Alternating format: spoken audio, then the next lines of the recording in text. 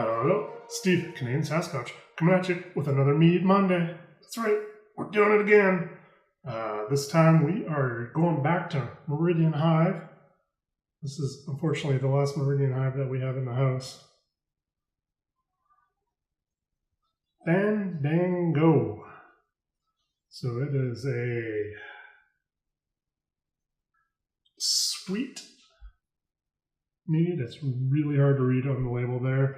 It's a 550 ml bottle, 12.5%. Honey agave wine with natural flavors. So thinking tequila. Pure blue agave nectar and rich desert blossom honey combined with a zesty shot of lime to deliver the perfect sweet and sour combination. Celebrate the privilege of youth and join us in the Fandango lifestyle. So let's crack this puppy open and see what we got. And as usual with these guys over at Meridian, you can see right through the bottle. They do a fantastic job. So let's crack it open.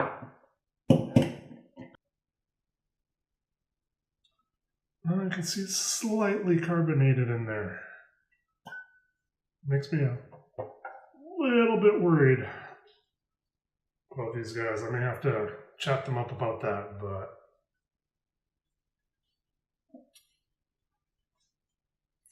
yep, it smells. So let's get the pour going on here.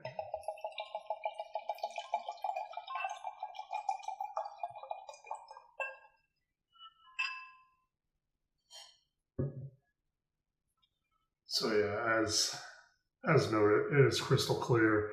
There's a little bit of haze, but that's not actual haze. That is bubbles. And I am getting aromas, so let's get right into those aromas. So yeah, it definitely smells like tequila.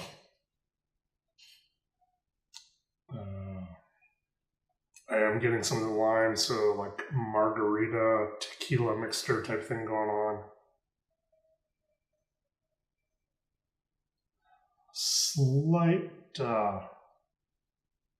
Slight medicinal smell, but you also kind of get that with the tequila as well. So it's on point for the tequila margarita smell. And I definitely do get quite a bit of that lime as it airs out more and more. So let's go ahead for a taste. Cheers, everybody.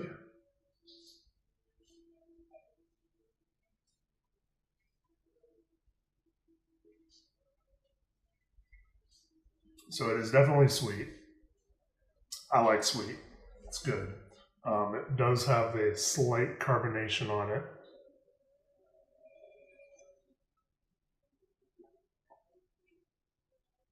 I do get the lime. It's a nice pleasant lime. Think like key lime or limeade, or just a nice sweet lime with a slight tartness to it.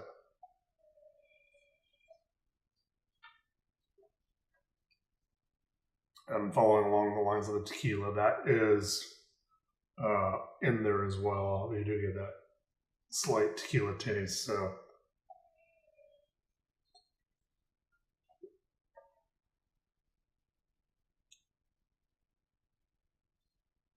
I could definitely see drinking this on the rocks, like a margarita on the rocks type thing. It's very good. The guys over at Meridian Hive with their Fandango definitely know what they're doing, and they're doing it well. Just very, very tasty. I'm not a huge tequila fan to start off with. Harder alcohols I'm not big on for the most part.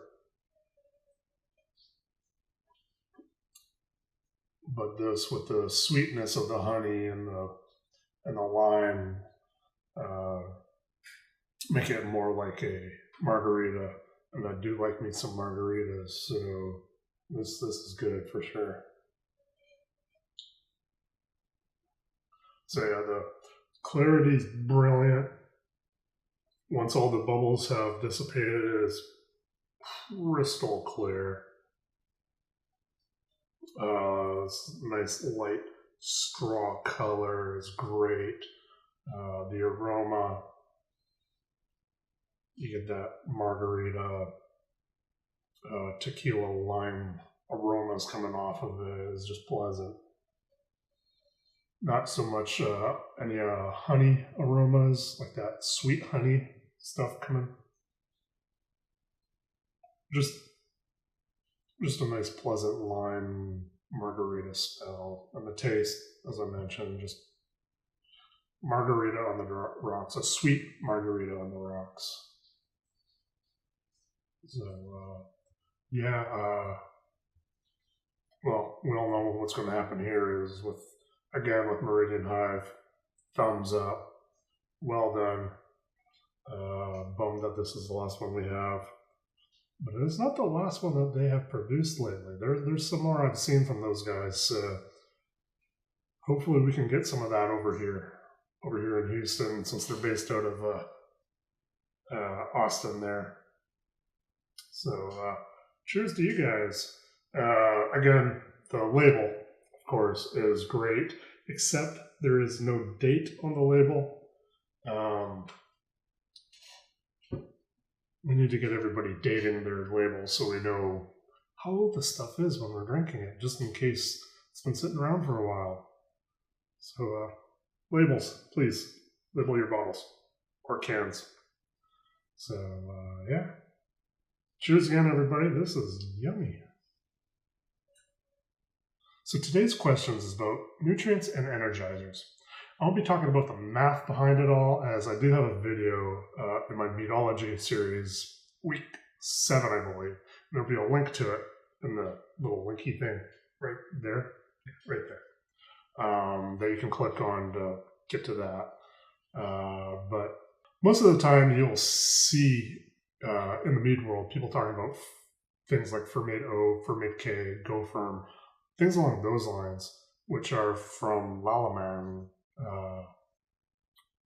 The Canadian company produces those. But every once in a while, you come across something, a nutrient or energizer by LD Carlson, or something called Super Ferment, or a variety of other nutrients or energizers when looking into purchasing something to help our yeast friends out. So let's start with the Fermade, since they're the most popular. They're a product from a company called Lallemand. They're also in cahoots with another company called Scott Labs. They work very closely together for a variety of projects. And most winemakers and mead makers like the Lallemand products because we know what's in them. We can find out the ingredients that are in the nutrients and energizers. We know how much yan is in each of them. Like the Fermate K has 100 parts per million yan. Fermate O, 40 parts per million. And we know this because Scott Labs has a great handbook that highlights a lot of this information. And there will be a link in the description below to the Scott's Lab handbook. So something that I think everybody should read when it comes to yeast and nutrients and all that, because you'll get a better understanding of it all. And with this handbook, pretty much all of the Lallemand products are in there. The Fermades, the Go Firm, the yeasts that most of us use, Lalvin, those are Lallemand products.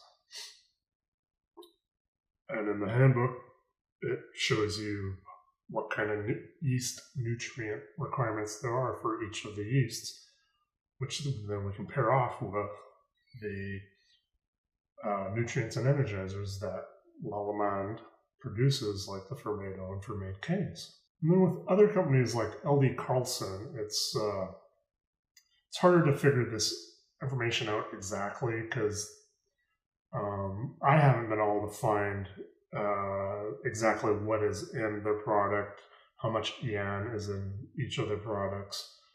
So you could buy LD Carlson yeast nutrient and yeast energizer. They are two different products, but I have no idea how much EN is in either one of them. So you're basically relegated to following the directions that are on the labels that those come with, which is usually like teaspoon or a quarter teaspoon per gallon. But it doesn't take into account the yeast nutrient requirements or the gravity of the must that we're making, which does affect how much nutrients are required. There are other companies that do their own proprietary blends where we have absolutely no idea what's in them whatsoever. It could just be yeast hulls. It could just be DAP. So yeah, we don't know what's in them. We just have to rely on the directions that are on the label to use them, which it's not a bad thing. You'll still get decent results, but will you get perfect results? It's hard to say because, again, not knowing exactly what's in them. So quite often you do have the two different products, an energizer and a nutrient. Quite often nutrient is typically just DAP, the diammonium phosphate. Maybe might have some other things like some amino acids or yeast hulls, etc. But it's essentially just foods for the yeast so that they can do their reproduction thing, creating the proteins and all that that are required for that. And typically, since it's for the reproduction of the yeast, it's the stuff that you want to pitch in for your first, second feedings only. So like right when you're pitching the yeast, and then a couple days later when you hit that quarter to 1/3 sugar break, then you can still use some of those that kind of nutrients to go with it. Energizers are typically something that has those nutrients in them. Again, the organics and inorganic nutrients. And I'll talk a little bit more about that a little bit later. But it also has other things in it like minerals and vitamin Bs and pretty much everything else that does a body good. Think of the things that help humans be energized, and it's the same thing for yeast, because humans and yeast actually act very similar when it comes down to the cellular level on all of that. I've even seen talks of using caffeine as a yeast energizer. Now, I don't know if anybody does this commercially, but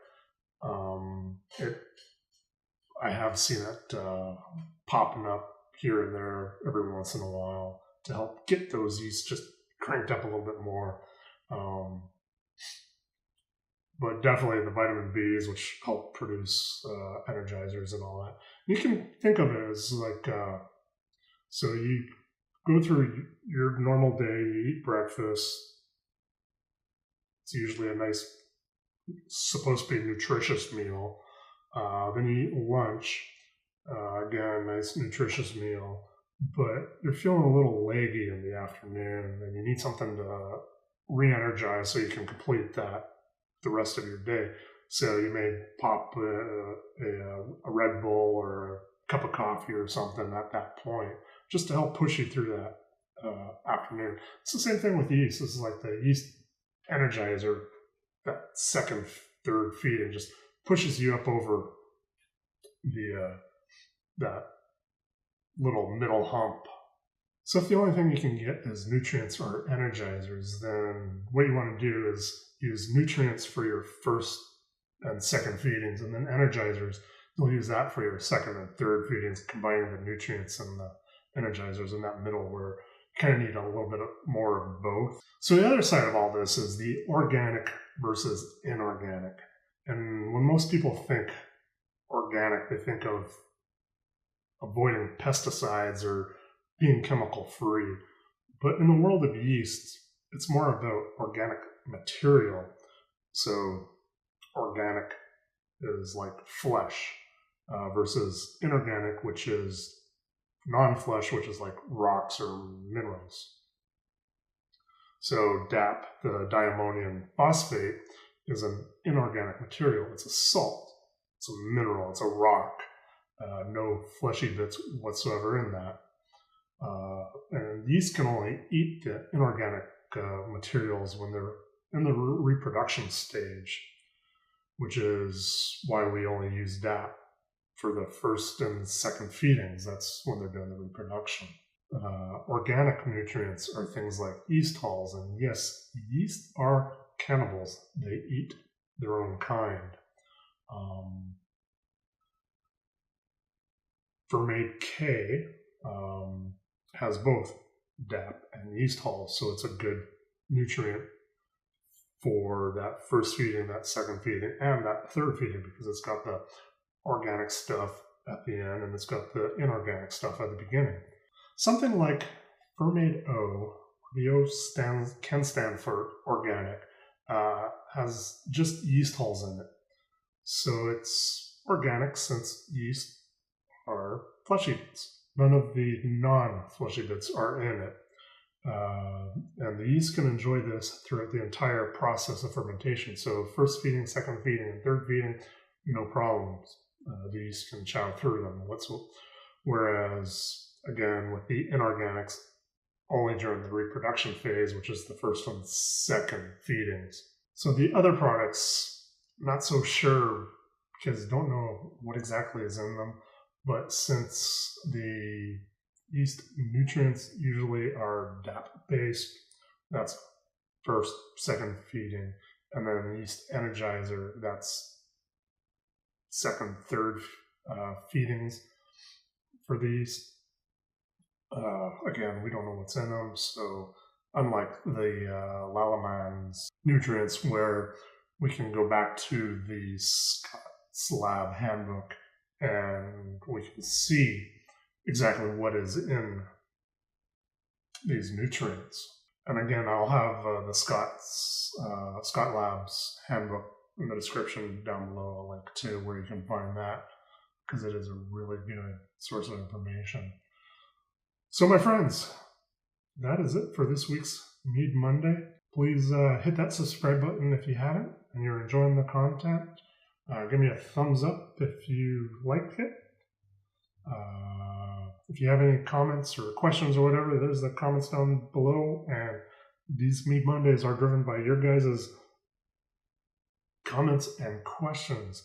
So put them down below. Hit me up on Twitter. Hit me up on Facebook. All my social media links are down below in the description. And thank you for joining me with another Mead Monday. And be sure to have another pint of awesome, because I know I will. Cheers, everybody.